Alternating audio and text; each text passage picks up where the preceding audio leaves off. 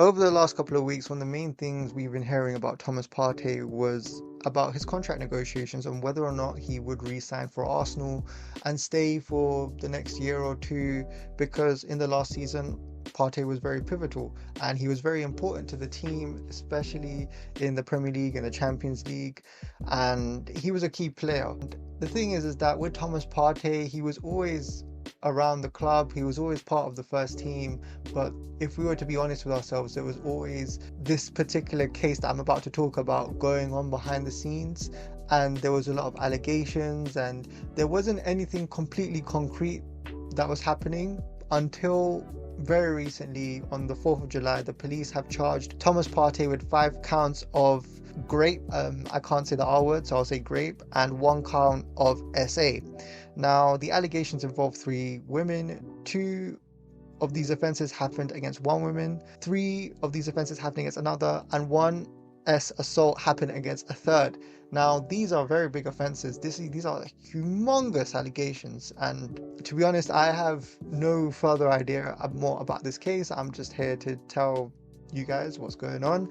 Apparently these allegations happened, or these offences happened, between 2021 2022. I know there was a big row on social media at the time, but there wasn't anything going on in terms of anything happening officially until today.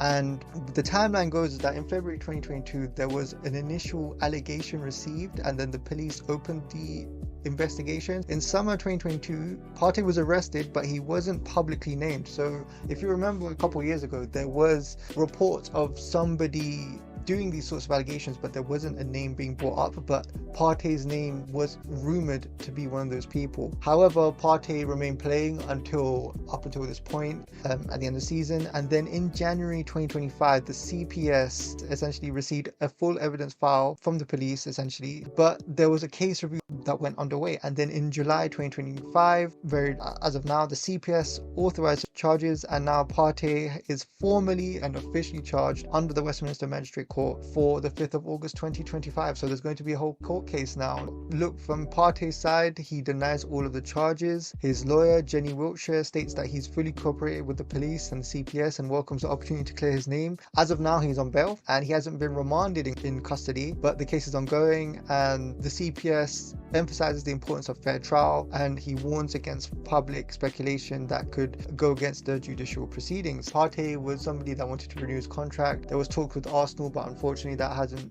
really gone through, or fortunately or unfortunately, or however anyone wants to go with it, and his contract expired on the 30th of June 2025. So as of this moment in time, Partey is no longer an Arsenal player. He's made 52 appearances last season, and there was a petition from over 8,000 fans to suspend Thomas Partey because of these allegations that are put in place. We're going to have to see what happens on the 5th of August 2025. That will be the first court hearing, and God knows how long these things will go for. We all saw what happened with Mendy for Manchester City, and after all of those things happened, he was essentially not guilty.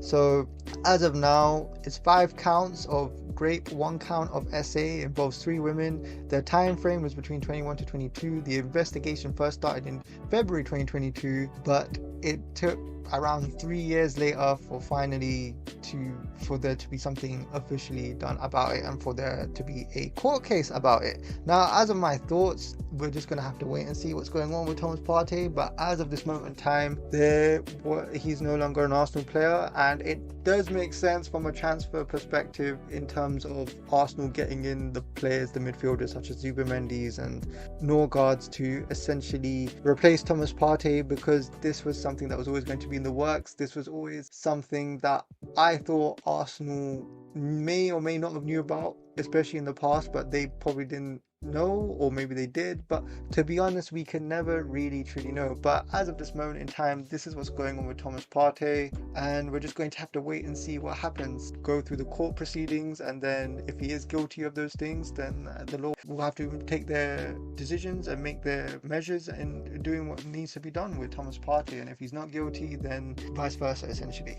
But yeah, that is the end of this video.